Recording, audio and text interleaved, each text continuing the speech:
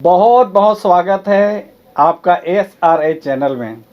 समाज के साहित्यकार व्याख्याता सम्माननीय KR मार्कंडे जी आज हमारे बीच में हैं, जिसका परिचय के साथ में उसके अनुभव और उसके कार्यों को आप सबके बीच में लेकर आ रहे हैं। बहुत बहुत स्वागत है आपको इस SRA चैनल में। आपके माध्यम से आपके चैनल के जो भी दर्शक हैं उन सब को मैं अभिवादन कर रहा हूं और आपका बहुत बहुत धन्यवाद ज्ञापित करता हूं। तो आइए सर्वप्रथम आपके शुभ परिचय जानना चाहेंगे। जी, आपने मेरा परिचय जैसे कि नाम बताया वही है कि मेरा नाम KR मार्कंडे है और मेरे पिता का नाम श्री MR मार्कंडे है और मैं ग्राम कातुलपुर दुर्ग का रहने वाला हूँ। जी। आपके जन्म तिथि के साथ शिक्षा को भी आप हम सबको बताएंगे। जी, मेरा जन्म तिथि है 9 अगस्त 1959 को मेरा जन्म हुआ और अभी वर्तमान में मैं 61 वर्ष का हूँ।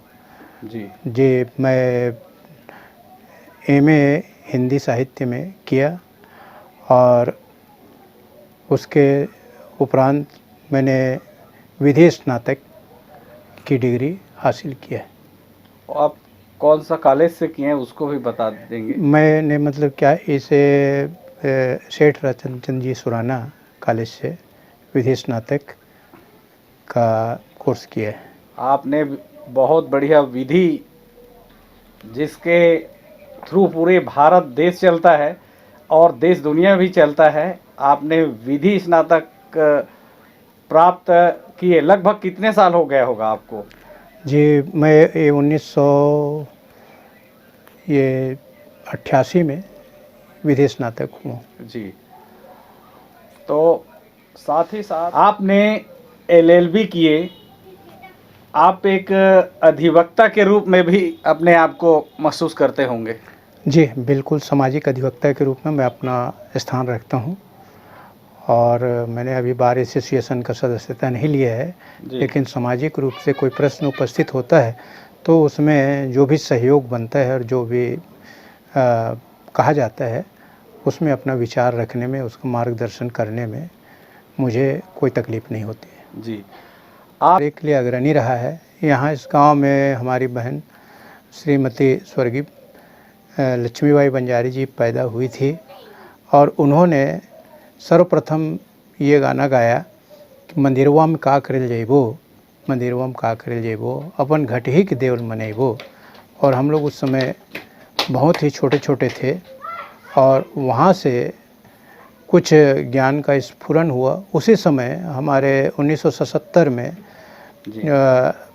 हमारे इस अंचल के एक सामाजिक कार्यकर्ता, राजनीतिक कार्यकर्ता श्री राम सिंह कुर्रे जी चुनाव लड़े, लोकसभा के RPI से चुनाव लड़े जी। और वो उनके चुनाव में हमने देखा, हमको बहुत ही अच्छा लगा कि हमारा भी इस सतनामी समाज से कोई चुनाव लड़ रहा है जी।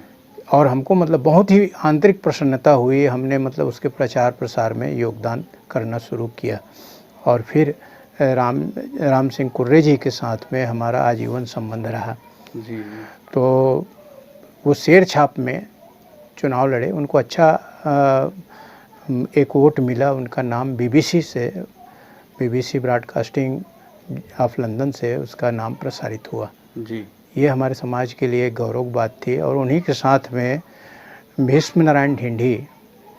भीष्मदेव ढिंडी का भी नाम, वो महासमुंद से चुनाव लड़े थे।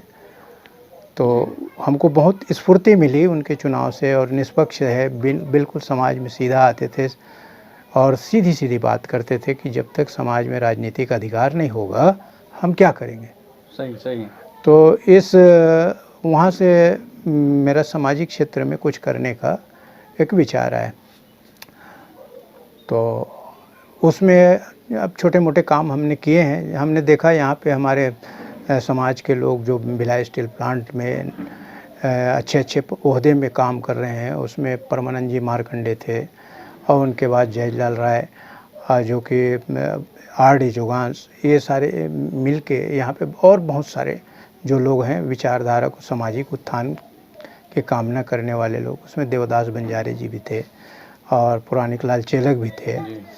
तो इसमें हमने देखा कि ये लोग कुछ अच्छा कर रहे हैं तो इनके पीछे हम खड़ा होना शुरू किए तो हमको भी अपने एक अभिन्न साथी, कर्मठ साथी के रूप में और एक पहचान बनी।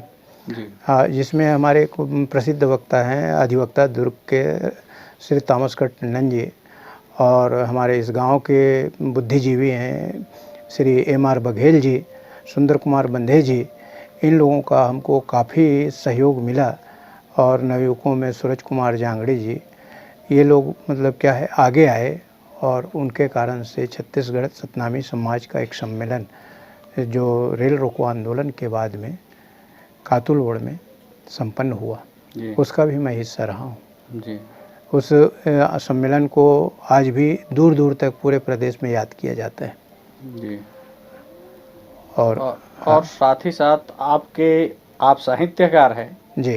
तो साहित्य के क्षेत्र में आपने किस प्रकार से रचना करते हैं, उस रचना का कुछ प्रमाण है तो उसको भी आप हमारे बीच में रखने की चेष्टा करेंगे। जी।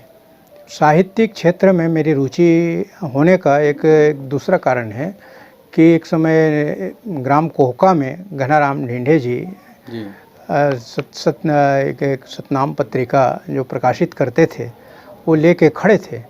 और उनको मीडिया वाले जो पत्रकार हैं भिलाई के देखे, पढ़े, और फिर मैंने देखा कि उसके लेखन पे लोग हंस रहे हैं। तो मैंने उस पत्रिका को मांगा और फिर देखा कि अपने सामाजिक मतलब हल्का फुल्का विचार है, प्रचार है, गुरु घासीदास बाबा जी का संदेश है, लेकिन उनके लिए ये बिल्कुल निरर्थक था जो बड़े पत्रकार थे। तो उन पत्रकारों के हंसी से मेरे को बहुत ठेस पहुंचा। और फिर मैं घनाराम जी के साथ बैठा और उनको बताया, घनाराम ढींढे जी जिन्होंने सत्य दर्शन संस्थान चलाया, उनके साथ मेरी व्यापक चर्चा हुई और उनके साथ मिल के हमने मतलब साहित्य लेखन के क्षेत्र में काम किया। तो सृजनात्मक तो अब सबसे मतलब पहले कोई भी जो रचनाकार होगा वो गीत के क्षेत्र में जाएगा, कविता के क्षेत्र में जाएगा। तो यहाँ से दुर्ग से जय छत्तीसगढ़ नामक एक पत्रिका प्रकाशित होती थी, तो उसमें वो भी 77 के आसपास में उनके एक एडिटर थे, छत्तीसगढ़ के संपादक गुप्ता जी। और गुप्ता जी का मैं एहसानमंद हूँ कि उसमें कम से कम मेरी 2-4 रचनाएं छपी। और उसके बाद में अब आता है समय, तो सन 82 में मैंने मतलब क्या है कि एक आध गीत लिखे। तो वो गीत का बोल था, दुखिया के दुख लब टारही कौन, दुखिया सबे संसार हो गए रे। बहुत बढ़िया। दुखिया के दुख लब टारही कौन, दुखिया सबे संसार हो गए रे, बैतरनी पार अब उतारही कौन, हंसा सबे यही पार हो गए। तो इस गीत को राजू लाल देशलहरे जी जो कि आकाशवाणी के गायक थे, युवा एक युगवाणी में वो इस गीत को गायन किए। उसके बाद से हल्का फुल्का लेखन होते रहा है। और जो प्रमाण आप कहे हैं तो मैं 1999 में ये समझ गया था कि हमको कुछ प्रमाण सामाजिक रूप से उपलब्ध कराना है। क्यों कराना है? छत्तीसगढ़ राज्य बन रहा है और हमारा लेखा जोखा होगा। सभी लोग अपना अपना वर्चस्व बता रहे थे कि छत्तीसगढ़ के निर्माण में हमने योगदान दिया है। तो हमको मतलब ऐसा लगा कि हम ठगे से रह गए हैं, राज्य बन रहा है और इस अवसर पर हमको कुछ भी दिखाई नहीं दे रहा है, हम शून्य पड़े हैं। तो शून्य गगन बीच आशा हो निर्मल ज्ञान के प्रकाशा, ये हमने सुन रखा था। तो अब हमको चिंतन करना पड़ा। तो महासमुंद से उसी समय हमारे पास में भागवत कुसरिया जी एक बहुत अच्छे अम्बेडकरी विचारधारा के कार्यकर्ता रहे, भिलाई स्टील प्लांट में नौकरी करते थे। वो उनसे मुलाकात हुई और उन्होंने आगे बढ़ के और हमको सहयोग किया कि दस्तावेज उपलब्ध कराएं कि छत्तीसगढ़ निर्माण और सामाजिक क्षेत्र में हमारा क्या योगदान रहा है हमारे पुरखों का, हाँ। इस बारे में कलम चलाई जाए। जी। और इसके लिए एक सभा हुई ग्राम जेवरा सिरसा में, जी। जेवरा सिरसा भटगांव में हुई सभा, और उस सभा में हमारे को मतलब दायित्व दिया गया कि आप मतलब इसका रचना करेंगे जी। और इसका संकलन करेंगे, लेखन करेंगे, ये आपका कार्यभार है। ऐसा हमको सौंपा गया। पूरे छत्तीसगढ़ से लोग आए हुए थे, जिसमें रायपुर से मनोहर लाल भतभरी जी आए थे, विष्णुदेव ढेडी जी आए थे, नोहर लाल कोरसेवाड़ा जी थे। नोहर लाल कोरसेवाड़ा भिलाई के अम्बेडकरी विचारधारा के प्रख्यात व्यक्ति है, उनको भी जिम्मेदारी दी गई थी, उनको अध्यक्ष बनाया गया था और मुझे उपाध्यक्ष बनाया गया था। तो उस कार्य को तो मैंने देखा और बहुत सारे लोग उसमें इन्वॉल्व नाम में लिखा गया था, लेकिन मैंने देखा मतलब क्या है कि ये कार्य छूटा जा रहा है, तो इस कार्य को करने के लिए यथाशक्ति मुझे कोशिश करनी पड़ी।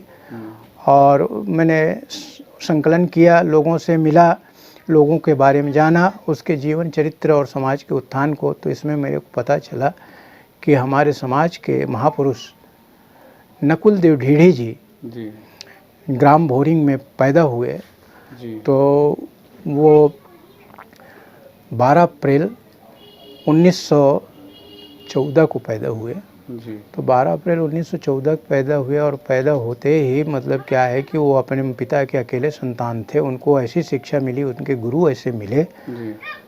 कि सामाजिक समस्या को उन्होंने समझा और समाज कार्य को भी उन्होंने समझा।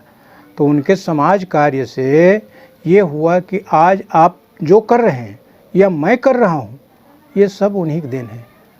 वो हमारे जैसे कि हिंदी साहित्य में बोलते हैं कि आप मतलब क्या है कि कोई रचना करते हैं किसी चीज़ में, सूर के क्षेत्र में जाते हैं, सूरदास जी के काव्य क्षेत्र में, और वैसी ही रचना करते हैं तो सूर का काव्य अद्वितीय है। बाकी लोग मतलब ये समझते हैं कि आपने जो रचना किया वो सूरदास जी का पहले से देखा भाला है, और जो कुछ कह रहे हैं आप जूठन वो प्रेषित कर रहे हैं। इसी प्रकार से आज समाज के बड़े बड़े कार्यकर्ता हुए हैं। ऐसा कोई भी ऐसा कार्य नहीं है जिनकी संरचना नकुल देव ढीढ़ी जी ने अपने आंदोलन में नहीं किया था। माने वो समाज के आज भी मार्गदर्शक हैं, आगे भी रहेंगे। तो उस पे ये किताब हमने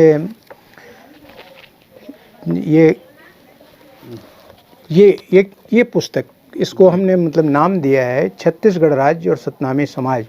इसमें समाज के महापुरुषों का जीवन चरित्र है, उनके योगदान है, और इसमें गुरु घासीदास जी,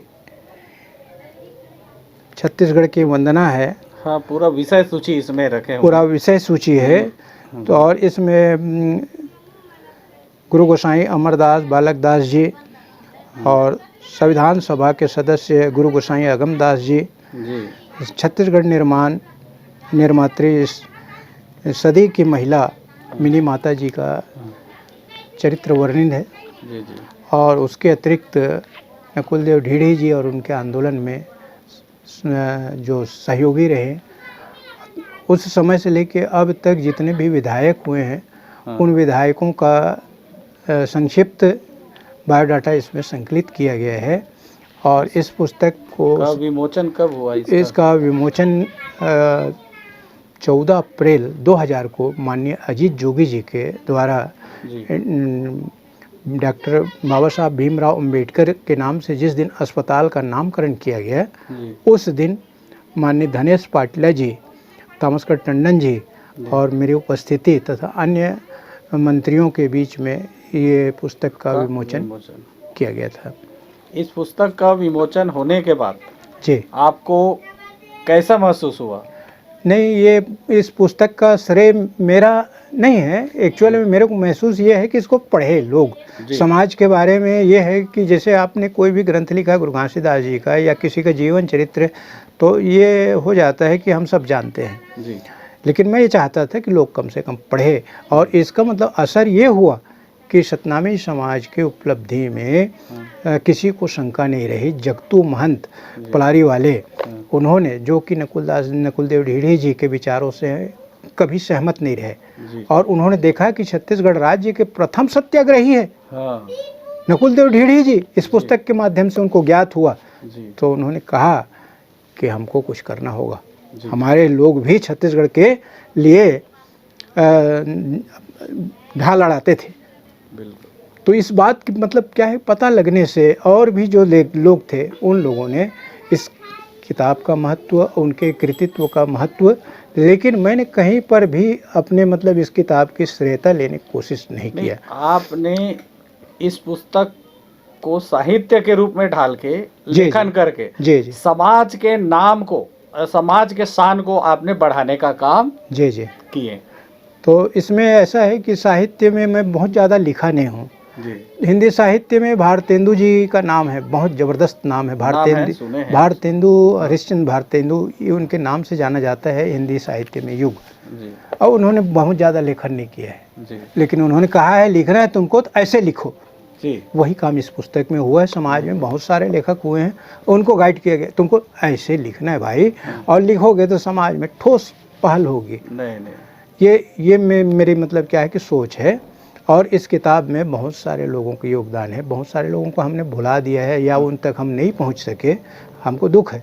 और उनके जानकारी अगर अवसर मिले कभी, तो छोटी छोटी जानकारी लेके, जैसे आप हमारे जैसे साधारण आदमी का आज इंटरव्यू यहाँ पे करा रहे हैं, वैसे ही साधारण लोगों से मुझे बहुत प्रेम है। जी।